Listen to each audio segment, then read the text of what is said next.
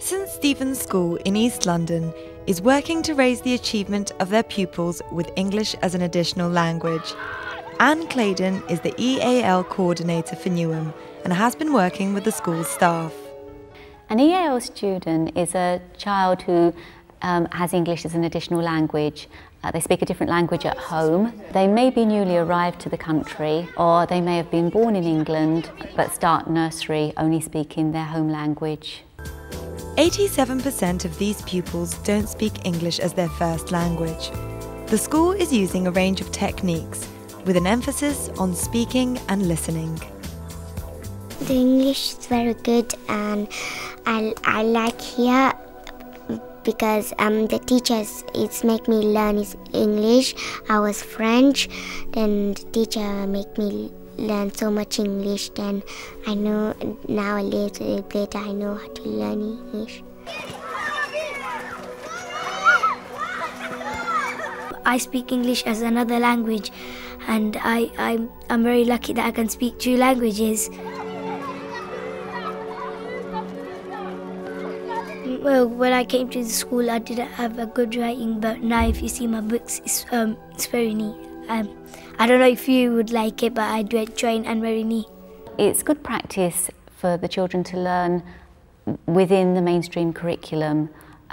Children are not withdrawn to learn English separately. This means that teachers have to be very aware when they're teaching the curriculum that they're also teaching language. Let's read our literacy learning objectives. Nicola Coupland is helping her Year 2 class to use different expressive voices to take on roles in the story Amazing Grace. We've been looking at the shared text Amazing Grace for over a week now, so the children were very familiar with it, and they'd also had opportunities to take one of the smaller versions of the shared text home. I can use expression in my voice. Okay, we can use expression in our voices, and to help us, we can also use expression in our faces as well. Show me a miserable expression with your face.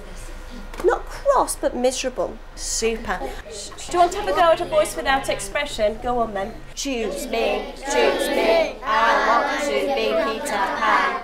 It's very boring. I didn't want to focus too much on the actual reading ability or reading strategy, so I wanted to read the text to the children and model putting expression in my face and using body language that would help me take on the role. I don't think you should be Peter Pan because I'm a better actor than you. Who can highlight this? The most important strategies are that there are plenty of opportunities for speaking and listening, that the teachers model the language that the children need, and also provide opportunities for other children to model the language. I don't think you should be Peter Pan because I'm a better actor than you. Because they have English as additional language, we can't take for granted that they know what a lot of these words mean. So in our display work we take photographs of the children pulling expressions and we label those quite clearly, and that I found has helped the children to remember those key words. Who can give me a definition of an actor? What's that word? Who can clarify an actor? I can clarify the word actor means when someone pretending to be someone else. Well done. I'd like you then to show me some expressions and to try and pretend to be some of the characters that are in our story Amazing Grace, and very shortly I'm going to give you the puppets and you're going to be acting out those roles. Who can describe what Grace is like first? We did some work to describe her.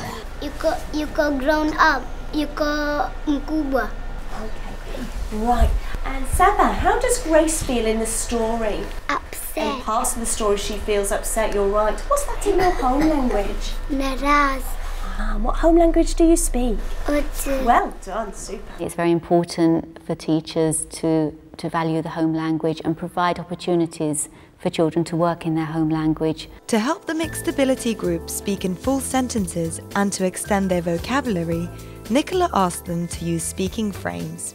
Raj says that I can't be Peter Pan because Peter Pan's a boy and I'm a girl. Don't listen to Raj and Natalie. Please don't cry.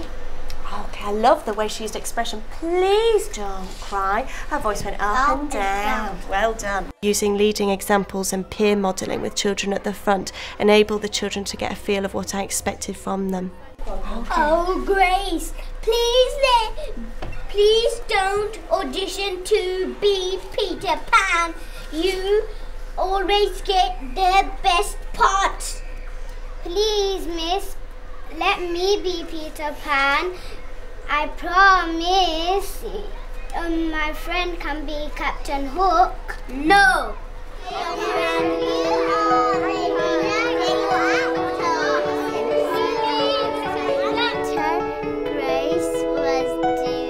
It takes between 7 and 10 years usually for a child to become fully fluent in English.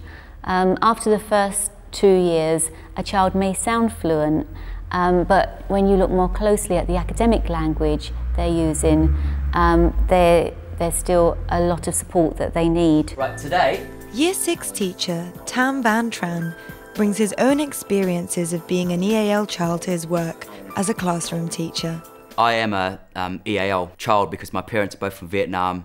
They were refugees. The only person I had as a port of call for English was my teacher, because I couldn't speak to my mum and my dad because they spoke Vietnamese to me and their English was non-existent, couldn't read, couldn't write, and they still can't. The legend of Pan Chu and A Shun. In a distant land where the trees were full in bloom. Having the teacher was important to me, so I feel as though I've got that same role. I am their first port of call. I need to be their mentor, their role model. Who can remember how they're going to help each other? How could they help each other? Pan Chu taught A Shun how to start speaking the right way and pronouncing the proper words of English. Writing is usually a problem in most schools because writing is a language in itself. The way you speak is not the way you write. You have to train them how to write. It's all wrong. I need to punctuate, but we've got a special guest coming in. I wonder if you know which special guest it is. He's going to help us punctuate these sentences. Let's just see. I'm just going to go outside and see if he's still there. To help the class become confident using a range of punctuation in their extended writing, Tam uses a novel teaching technique. When I count to 3, bow to your master. 1, 2, 3. Sit down. Tam uses the guise of a Kung Fu grandmaster to focus the children's minds on punctuating their work. I'm Oriental myself. I thought, well, I think I could introduce this in an interesting way. I had the clothes, I had the look, I had the speak, I had everything. I thought I was going to use that as a motivator. We say a word, we punctuate. 1, 2, 3. Ah! Exclamation! Ah is what? What? Why does he say ah? Why does she say ah? Ah is a sound. Come to the front and show question mark style. Okay. Why do you say question? Why do you not say question mark? Because somebody's asking a question, so that means they'd be confused. Okay. You're very confused, you say confused way. First of all, you got teacher modelling, which is probably the first thing you do. Then you might have the repetition. Then you have like children showing you what to do. I didn't actually say, this is how you do it. I said, can somebody help me? And then I'm getting the children to take sort of responsibility for their own learning. And then the EAL children can learn off that person. And it's usually someone that would know how to do it. How am I going to save this problem?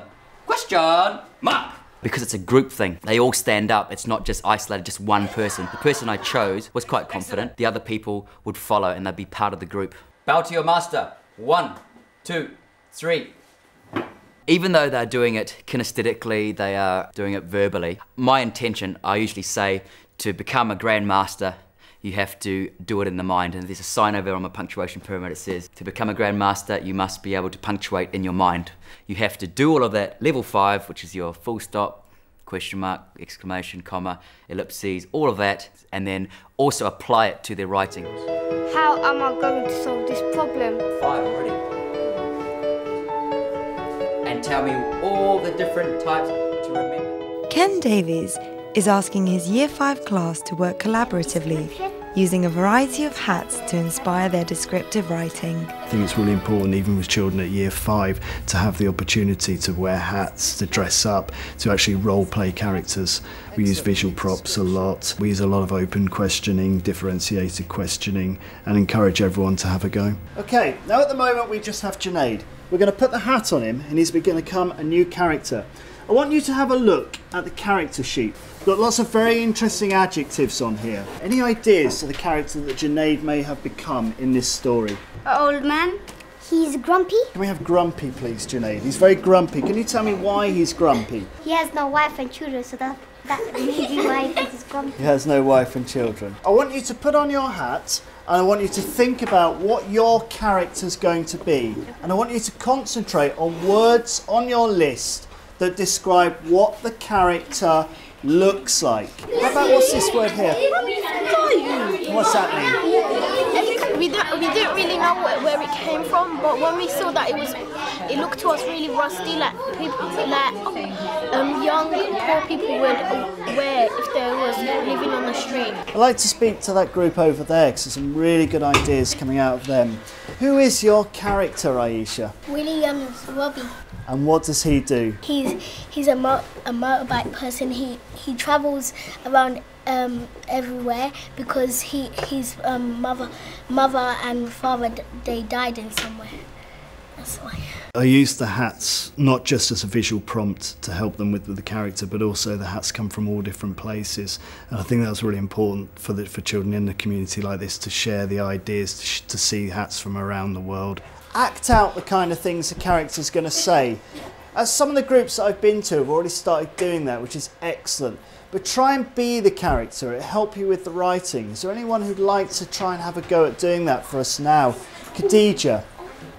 She's posh, she's helpful, and she looks dashing, and she's clever.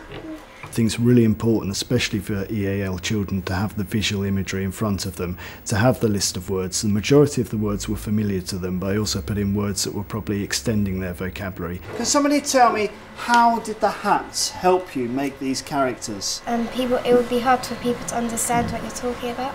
The hat gives you a lot of inspiration of what your character is like. That's an excellent word, Marianne. Inspiration. My favourite part of today's lesson was actually seeing the children interact in their groups with the hats on, making their own little plays, putting on strange voices, especially one of the children who had the posh lady's hat as she put it on, and coming out with the posh accent.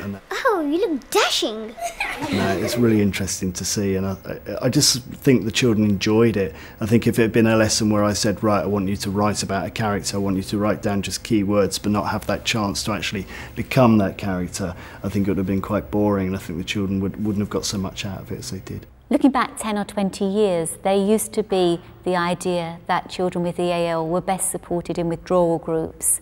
We've moved on a long way since then, and it is now widely accepted that children with EAL make fastest progress in mainstream classroom. The vision that we have of where we would like to be is for all schools to be a place where home languages are used as a tool for learning and teaching, and where the entire curriculum is collaborative and interactive so that all children with EAL can make the best progress they can.